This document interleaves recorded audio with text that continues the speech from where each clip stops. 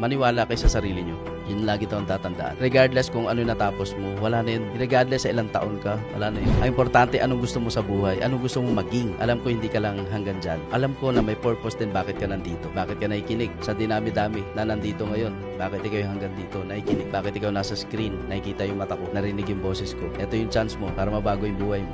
Ito yung chance mo para mag-breakthrough. Ito yung chance mo na kung ano man yung achievement mo ngayon, more than pa dyan yung kaya mo. Kung ano man yung nangyari sa iyo ngayon, more than pa dyan yung kaya mo. Kung kumikita ka 200, 500,000, yes! Deserve mo yan. Pero I know kaya mo mag 1M. Push mo pa. Leaders mo, nagsi 6 digits? Yes! More! More pa! More leaders na nagsi 6 digits. More leaders na nagto 200,000.